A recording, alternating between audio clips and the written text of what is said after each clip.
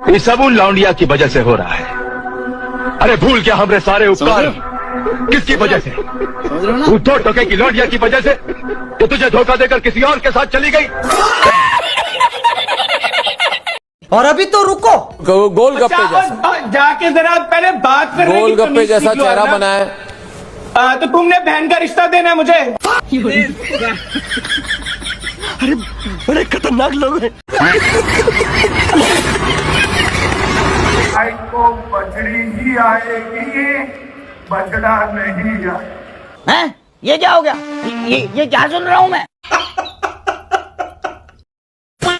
बीते महीने आपने एक दूसरे चैनल की फीमेल एंकर से बदतमीजी की थी और फिर आज मेरे साथ आप कर रहे हैं। अच्छा, अब तू क्या देख, तेरी औकात मैं दिखाता हूँ तुझे। सबसे पहले मैं आपके शब्दों का जवाब देना चाहूंगा। आपने कहा मैंने किसी महिला एंकर से बदतमीजी की, नाम बताइए। बाप रे, ये तो धोती खोल रहा है। नाम बताइए। मैं नहीं बताऊंगा। मैंने उस एंकर के खिलाफ केस नहीं किया, ये मेरी भलमानसी थी जी। मुझे 10 वकीलों ने कहा कि केस कर दीजिए। अब आए ना लाइन पे। आज एंकर्स ने और एंकरनियों ने सारी हदें पार कर रखी हैं मोदी नामा पढ़ने में। तब हम गुस्सा होते हैं। आप कांग्रेस से पूछ रही हैं कि बिहार में कब आपकी सरकार आई थी। अरे बीजेपी वाले भी नहीं पूछते इस तरह से। तो चित्रा जी, शुरू के 10 मिनट का शो देखिए, मैंने एक शब्द गलत बोला हो तो, लेकिन आप लोग जब इलेक्शन कमीशन और बीजेपी को यहाँ बचाने के लिए अपना वक्तव्य देती हैं और जिस तरह से चारणों से भी ज्यादा स्पीड पे आप बोलती हैं, तब हमें बदतमीजी तो नहीं करते हम लोग, लेकिन हमें ऊंची आवाज में बोलना पड़ता है। बात तो सही है, क्योंकि आप लोग लोकतंत्र की हत्या करने में बीजेपी के साथ शामिल हैं और आप जैसे एंकर शामिल हैं। बांग्लादेश और श्रीलंका जैसा हाल हो जाएगा इस देश का। वहां पर भी विपक्ष को खत्म किया था मीडिया ने मिलकर। रुला दिया ना बेचारी को।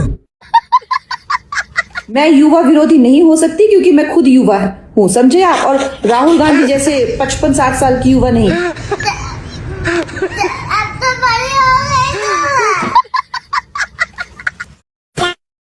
जो नहीं बोलेगा वे देशद्रोही है ही। क्या नहीं बोलेगा? वंदे मातरम, वंदे मातरम। क्या जो वंदे मातरम नहीं बोलेगा क्या है वो? देशद्रोही है। अभी मैं गाली नहीं दे सकता। देशद्रोही है। हाँ बिल्कुल, तो नहीं बोलेगा। बिल्कुल आपको लगता है? हाँ बिल्कुल, तो वंदे मातरम बोलना चाहिए। बिल्कुल बोलना चाहिए। तो आप चलिए आप बता दीजिए, आप गा दीजिए वंदे मातरम। 4 लाइनें गा दीजिए वंदे मातरम की। मेरे याद नहीं है। तुम्हें शर्म है कुछ? नहीं, अभी तो आप कह रहे हो कि जो वंदे मातरम नहीं गाएगा वो देशद्रोही है। बिल्कुल। आपको नहीं याद वंदे मातरम? बिल्कुल 2 लाइनें गा दीजिए वंदे मातरम की। याद है तो नहीं है। अच्छा 1 लाइन गा दीजिए आप। 1 लाइन याद नहीं है भैया। एक भी साले का खोपड़ी तोड़ साले का। जवाब देता हूँ। बोल। जब मोदी जी बच्चे थे, अच्छा, तो तब तक मुसलमानों को इतना सर पे नहीं चढ़ाया था।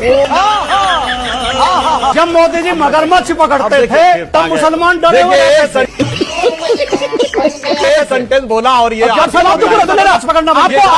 क्यों दिखने लगता है, मुझे समझ नहीं आता है। क्योंकि तब ये देश सेकुलर नहीं था। 1976 के बाद से जब से देश सेकुलर हो गया है, उसके बाद से योगी जी की बात सही है। रुक, तेरे को बता देती। आप एक बात भूल गए, जब देश आजाद भी नहीं था। आजादी 2014 में मिली है। तब हिमालय में बर्फ भी नहीं पड़ती थी, हिंद महासागर में पानी भी नहीं था और हवा तो चलती ही नहीं थी, धूप भी नहीं निकलती थी। मोदी जी सूरज लेके आए, मोदी जी चांद लेके आए, मोदी जी ने हिमालय बनाया, मोदी जी ने समुद्र बनाए। हुआ 14 के बाद। मुझे क्रेडिट नहीं चाहिए।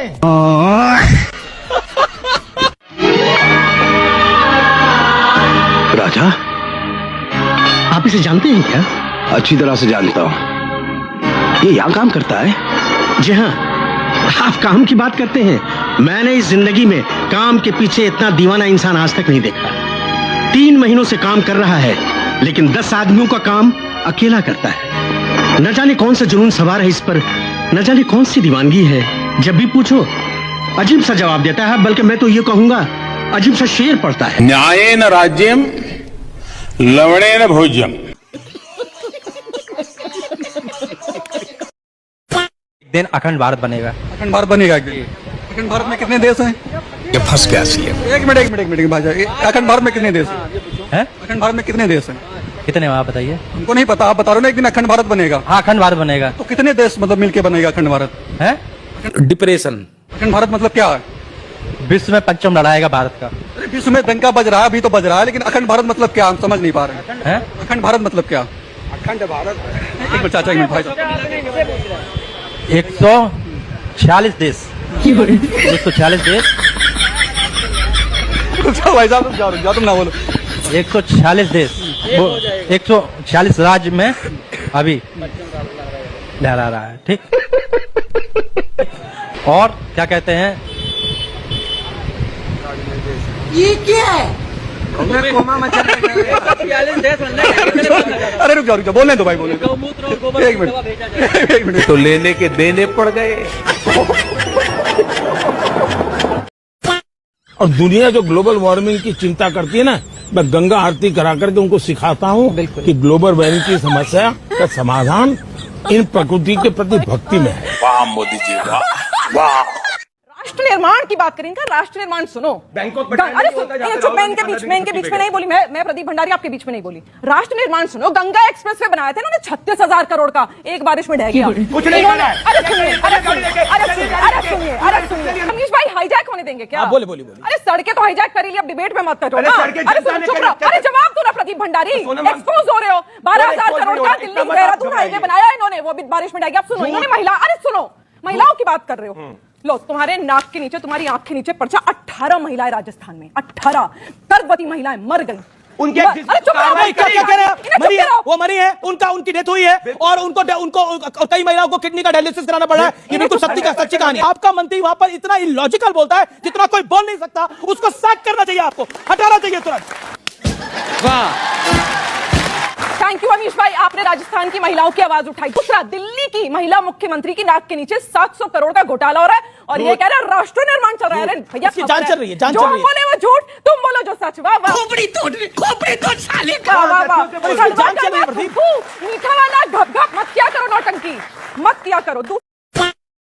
डस्टबिन घोटाला का एक सबूत आज मैं आप लोगों को दानापुर अनुमंडल अस्पताल से दिखाने जा रहा हूं। सोना वाला डस्टबिन यही है, 45 लीटर का है, देख सकते हैं यहाँ पे 45 और 75 लीटर का डस्टबिन खरीदा गया है, और इसका प्राइस लगभग 11,000 रुपया बताया गया है, और 75 लीटर वाला डस्टबिन का प्राइस 15,590 रुपया बताया गया है। मतलब कि बिहार में हवाई जहाज बस चलता था ना, हवाई जहाज, तो बस के ऊपर लिख दिया जाता था हवाई जहाज, तो वो हवाई जहाज नहीं होता था।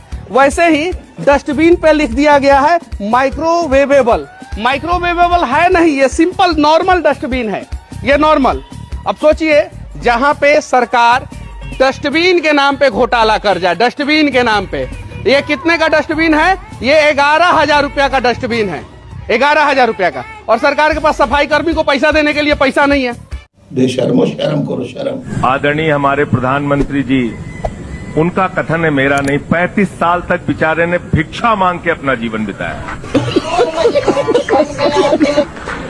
ये उनका कथन है। उन्होंने कहा मैंने ट्रेन में चाय बेची, फिर उन्होंने एक दिन कहा मेरा बायोलॉजिकल जन्म नहीं हुआ, मैं तो अवतार हूं। और 8,400 करोड़ रुपए के जहाज में चलते हैं, 12-12 करोड़ की 6 गाड़ियों में चलते हैं, दिन भर में 3 बार कपड़े बदलते हैं। मैं गया था उनका राजमहल देखने के लिए, हमें पकड़वा लिया पुलिस से, बोले हम घुसने नहीं देंगे। हमने कहा भाई दिखा दो 300 करोड़ की कालीन, 200 करोड़ का झूमर, जो वहां पे 67 जोड़ी जूते रखे हुए हैं, दिखाइए। घुसने नहीं दिया, बोले नहीं, देखने नहीं देंगे। मैं तो कहता हूं, अगर इतना ही शीश महल देखने का शौक है, खुलवा दीजिए सारे प्रधानमंत्री मुख्यमंत्री के घर। बात तो सही है। अंजना जी, 2-4 पेपर लीक नहीं हुए हैं, 152 पेपर लीक हुए हैं बीजेपी की नाक के नीचे। बेशर्मो, शर्म करो शर्म। उसका ब्यौरा कब दिया जाएगा, उसका जवाब कब आएगा? उतने ही पैशन से मैं पूछना चाहती हूँ, 7.5 करोड़ छात्रों पर इसका प्रभाव पड़ा है, 152 पेपर लीक करके यहाँ बैठकर ज्ञान बांटा जाएगा? ये आएंगे हमें अजय आलोक जी जवाब दीजिए। अजय आलोक जी, थोड़ी शर्म करो। आपको समस्याओं के समाधान के लिए लाया गया था, आपने तो समस्याओं का ही पहाड़ कर दिया। भाजपा बहुत हुई महंगाई की मार कह के आई थी, आपने तो महंगाई का धोबी पछाड़ कर दिया। बहुत बहुत धन्यवाद। अच्छा, जब से ये पेट्रोल बचाने की बात चल रही है, भाजपा के नेता अपने बचपन के शौक पूरे कर रहे हैं। मतलब जनता के लिए आपदा है और भाजपा नेताओं के लिए अवसर। कैसे? फॉर्च्यूनर से रील बनवाते हुए ई रिक्शा में बैठे नेता, सीन देखो कितना सुंदर है। फॉर्च्यूनर से रील बनवाते हुए ई रिक्शा में बैठे नेता देश हित का संदेश बांट रहे हैं। लग रहा है भाजपा वाले अच्छे दिनों का लोन चिपका के उसकी ईएमआई काट रहे हैं।